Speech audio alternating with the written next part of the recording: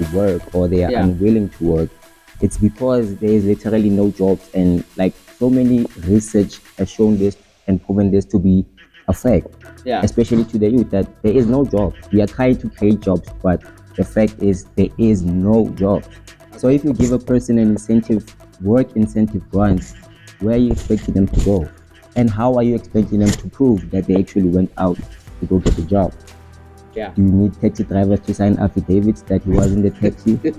So these regulations, they serve like top policies and not the grounds, if I make sense. Okay.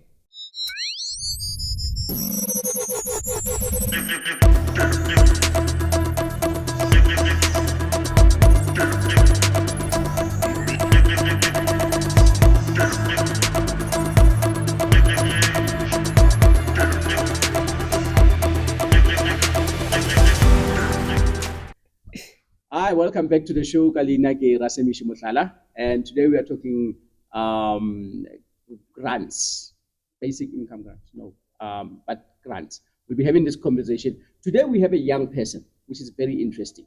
Getting young people to the studio. Normally Temoho Kgosipula. Indeed. Right. The young person will be talking to us about these issues. My brother, how are you? Okay, greetings to the viewers and the listeners. My brother, thank you for having me on the show. I'm doing fine. Okay, good stuff. Good Yeah. stuff. Thank you for coming. We really appreciate it. I know you come from the other side of town and finally here. Yes, sir. Before probably we can start, tell us about yourself. Who are you? What organization you come from? What do you actually do? All right. So my name is Temoho Kgosipula. I am from the West Rand region in a town called Western Area. Okay. What brings me here today is an organization called #Pay the Grants. Okay. Yes, a registered NPO organizing and advocating for the SRD grant not to be temporary but to be a permanent thing and to be extended into a universal basic income grant. Okay. Yes, we are organizing so that people who receive the grants are the one who are advocating and actually having a say on these grants. Okay.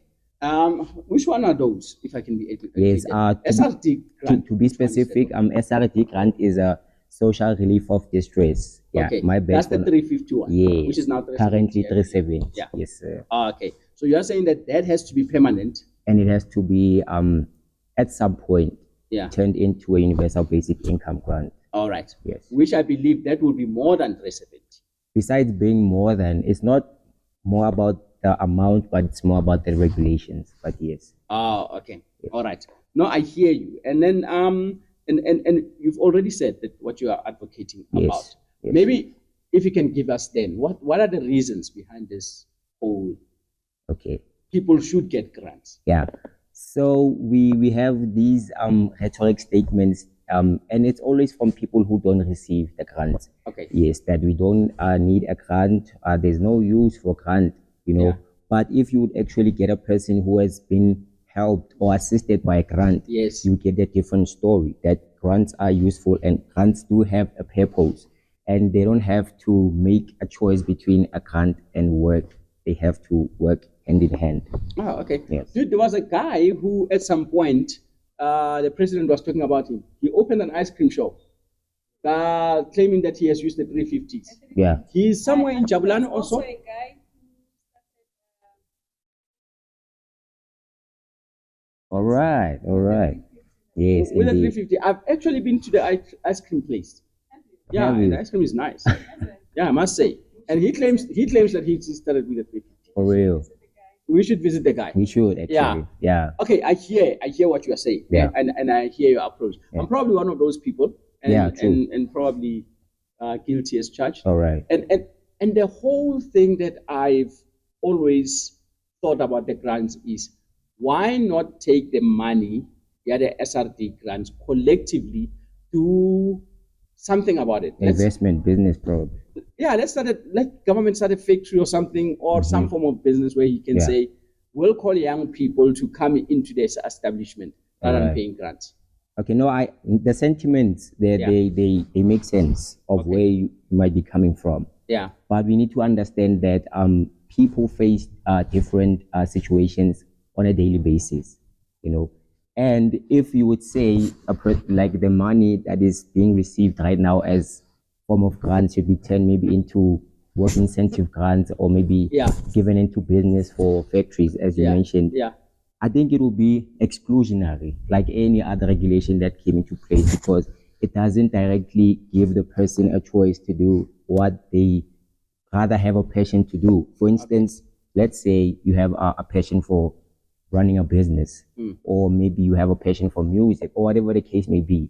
And then these grants or these factory, they do a certain production that doesn't align with you.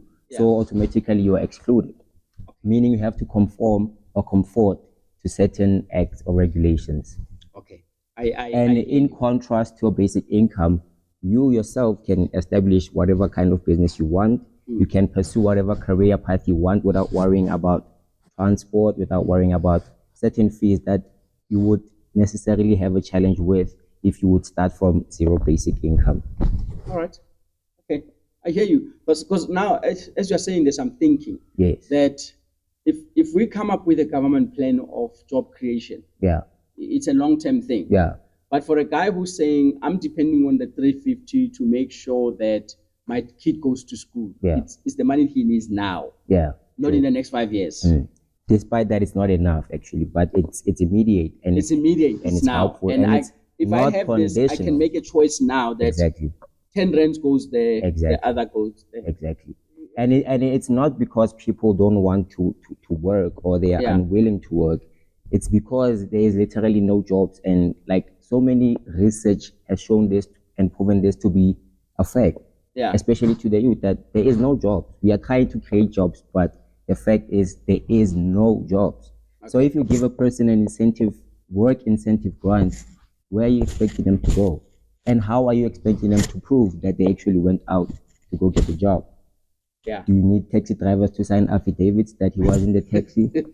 So these regulations, they serve like top policies and not the grounds, if I make sense. Okay. All right. Okay. And if I may ask, currently, what is it that you are doing? Right now, I am a student at a college. I do business management studies. I'm currently doing my N5. It's going to end at N6. But I'm also an activist. I'm part of a bunch of movements, hashtag pay the grants, mostly that align with the causes that I'm passionate about. Kopanang Africa, Keep Left, and so forth. And on my leisure time, I do music. I write poetry. I write any form of creative writing. And I just engage in digital, like visual creations, editing. I think for those movements that you probably kind of align with, give us the links. We're willing to put them at the bottom of this video. Most definitely. As you check the video on the bottom, we'll have links to some of these other movements that my brother here is involved Very with. crucial movements. Actually. So tell me, if you were to give a wish list, to the government, right, what would your wish list be? Well, I would not like to call it a wish list, but a requirement list probably. If I was given the opportunity to do that. So firstly, the SRD grant, because that is what we are here for, right? The regulations in the SRD grant are very exclusionary from the core. Starting from the in-person, you can only apply digitally. You cannot come even though you don't have certain documents, and it leads to the fraudulent activities that we see right now. The amount, the food poverty line in 2025 is 796, and people are given 350. So already you can do the math. Okay, let's hold it there. Yes. I need to be educated properly. Yes. What is that line that you said? A food poverty line. And what does that mean? Yes, I want to get into that. And it doesn't even include things that are not food. It only includes food, mind you. So a food basket that can sustain a person for a month, for them to be mentally fit, healthy, and be productive, it's 796. 796. Excluding toiletry, excluding transport, excluding any other water, electricity, rent. Just food. Just food. All right. it's 796. Okay. And people were given 350 for 3 years. It only became 370 recently. Yeah. So already you can see the kind of motive behind these grants. They keep people dependent but not liberated, if I make sense. Yeah. Yes. Okay, I hear you. And what will be the next? Oh, and the next, it will be to the one I was getting into, to increase the amount. I wouldn't say how much specifically, because it would need a lot of rigorous, like financial and economic analysis. Yeah. But it should definitely be above the food poverty line. That's where we should start, and then it should accommodate things such as transport and toiletry, and then other things. Then we can progressively implement on the way. And the other thing is to do away with SRD grant, because it's creating a sense of uncertainty to people who are receiving it, because they constantly refer to it as a temporary measure. Yeah. And they extend it every year. Like, you never know. Like, Yeah. So that uncertainty, they feed off that kind of energy. Like, people should always depend on them, because, I mean, if you're not depending on them, then it means you're out there doing your own thing, So they don't want that. They want to be monitoring, and the regulations you have to submit. Are you getting gifts? Who's sending you money? Those invasive questions to see if you really are that poor. You have to prove that you are poor. I'm poor. I really need this money. Whereas, in contrast to your basic income, it has no regulations. It applies to everyone who is unemployed, no matter the situation. Yeah. For instance, the guy who opened the ice cream shop. Yeah. If he was buying food with that 350, I doubt that would have happened. Meaning he had another way to sustain himself. True. So basic income allows people to have that. If you find a job, you won't have to worry about transport. Yeah. If maybe you are a caretaker, taking care of children, you don't have to wait for those people to pay in order for you to take care of yourself. If you want to start a vegetable business, feel free. Those kind of stuff, they help. The regulations, they tie those certain things down. So my wish list will mostly be leaning onto that. And on the unemployment thing, I don't think it's something that would change overnight. I would say, let's have jobs for the youth. But obviously, we know that jobs, it's incentives. They take time, Yeah. So mostly it will be to advocate for basic income, because it has been shunned for too long. Because this idea was around early 2000, and it was replaced with the RDP. And the RDP was like, before the RDP came, there was the growth and employment policy, the clear policy. Yeah. Something similar to the work incentive grant. So these things, they are similar, even though they come with different names. So we should do away with those regulations, because they're exclusionary, especially to people who actually these incentives are aimed at, if I make sense. Yeah, no, you're making sense. Because I'm thinking about it. One of the things that will probably kill us in the near future is we might need to redefine what being employed is. Yes, and what income is.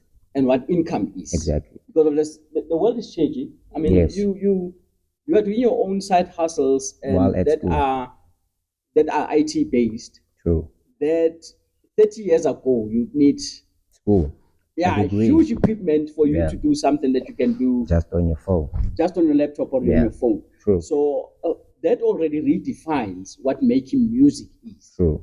True. And I'm saying a lot of things have to be redefined. Like, as you say, what does it mean to be employed? Income earning? Yes. What does it mean to be employed? And I'm glad you actually touched onto that, because there's a regulation for the SRD that says if you receive income, then you would be declined for that particular month. Yeah. But they don't define what income is. So for instance, you're my uncle, and I ask you, I'm sending 200 in another, so I need to get stuff. And the 350 is not enough. And then they can even decline you for more than 1 month, because they regard that support as income. But it's actually support, not income. You didn't get it through investment or through a job or through a business. So income is when you have established a business, and that business is earning money, and you are earning money. And can give you a stable salary. Or you work for a particular company and they give you a salary. Yeah. Or you have some certain investments and they're giving you returns. That's income. Anything else is support. I mean, no matter the amount, it is support, because it is one time, it is not recurring. Yeah. Income is something that is recurring, that is guaranteed, that even if I can spend this last 100 rand, I know next month I have something else, Yeah. But when you're uncertain, then it's not income. Okay. Yes. I can't get. I must say, I can't get an SRD Yes. because of my producer. Whenever she feels like it, she sends me 500 bucks a month. Yes. And she says, just to sustain you, shame you've been doing And this it's transport support. thing. And then they're saying, whoa, wait a minute, you're getting 500 rands. We saw it, and it's like, but it's not even every month. True. But I cannot qualify because of those Regulations. Yeah, that I get. They are very exclusionary. They are very exclusionary. And for you to notice this, it would have to happen to you. So people who don't receive grants, they're in the front line of advocating that no man must do away with this grant because they want something that benefits them, that comes into their business, because they already have businesses, they already have certain investments, so they want state funding to sort of like divert that way and leaving the vulnerable to be more vulnerable. Okay. I get you. In what you said about income, Yes. what would you desire income to be viewed as? So, income for me, I think it should start at a basic income, because we have seen that this system of you starting at zero rand, it's not sustainable, especially if you come from marginalized or previously disadvantaged communities. Yeah. That's how we find people doing heists. That's how we find people doing crime, because they eventually they have to find means to survive. Yeah. So if you have a basic income that you know that you don't have to worry about water, you don't have to worry about electricity, you don't have to worry about food. Yeah. Then you can worry about certain things like your passion. What can you do for your community? Instead of just trying to find food. That's not a mentally sustainable way to live out your life. Yeah. Trying to just scrounge whatever you have, while you know that resources are available and your neighbor is living comfortably next to you. I don't think it's feasible. I think we are ignoring fact for feelings, and such things. Okay. Yeah. But yeah, pull a rabbit in the head. What do you think? Because from what I'm hearing, what I'm getting is, I don't know if that's what you're saying. Yes. That we should actually look at income from a basis of maybe a minimum of this month constantly. All right. Over time. All right. That All right. if you get a minimum of 1,000 rand Yes. constantly over time, then you may not qualify for an income. All right. Yeah. So, okay, I think I hear a question. Thank you for clarifying. Yeah. So, if you are employed, because right now it's hard to say. Let's say you are self-employed. Yeah. That qualifies. Yeah, self-employed, and it depends what kind of job I'm doing, right? Yeah. And it's putting money every month. Let's say I'm earning 7K, 10K a month. Okay, I think that's okay, because I'm employed. You don't qualify. Yes. And it's not a matter of whether I should qualify or not, but if on paper it says I'm employed, then I think I should not qualify because I have means to sustain myself. I think it shouldn't open door to greediness. Yeah. If you are unemployed, even though you're doing side hustle, but on paper you're unemployed, you don't know where you're gonna get your next money from, then obviously you have to qualify for that basic income. And I think maybe we can measure it from wages or a minimum wage of South Africa. Yeah. If you get above the minimum wage, then maybe we can start excluding you. Or because even the minimum wage, it's bare minimum, you see. Okay. So I think maybe working on that can also help us look at the minimum wage, that it's actually it's small. Maybe we can focus on those policies. But if you have a certain income that you receive every month, that this I'm gonna get, you're even able to plan ahead, if I make sense. You're able to save, you're able to take some money to investment, you're even able to get that employment, because maybe you get a job that is maybe an area away from where you live. You're able to transport yourself, and then if you get that job, then the money can be seized. Because sorry about that. Yeah. Do you think it makes sense it makes financial sense? Basically, I'm saying, Yes. Do you think that the government probably has a budget to be giving us decent basic income? Yeah. And this talk about the fiscal issue, it's been a big thing because these officials and these leaders, they have a way of words, They're like, we don't have enough money, because they know people don't actually look into to stats, into numbers, They're just gonna listen to what they're saying. So they play with the emotion of majority, so that if you get this thing going, this rumor automatically becomes a fact that South Africa is poor, we don't have money. But the real reason is that the officials, they're corrupt, they are eating the money of the people, and on top of that, there's no measure for them to account. And they're able to scapegoat any situation like, is the xenophobes, the foreigners, they're jumping the borders, they're taking the people's jobs. I mean, there are no jobs that they can take. Mostly, if you look at foreigners, they are selling veggies on the streets. Some of them are being exploited into constructions. Those bare minimum jobs, not a top office jobs. Those are available and those are still there. So that fact doesn't stand. What would be the final thing coming from you? If I can say, what message do you have for people out there or for the government himself about this issue? What would your message be? For the people, especially the youth, I would strongly recommend that they don't leave the politics of the nation to the politicians, or rather solely to them. Youth should actively engage in politics and policies that are happening around them, because laws are being changed over time. Some have been implemented, and it affects those who are in the community, or they are planning to bring a project to your community that you don't even know about. So youth should go out there and be politicized and seek information that's going to be helpful to them. And for government, I don't see government as a he or a consortium of the elites that we see today. But government is everyone collectively. That's why I agree sentimentally with the state committees.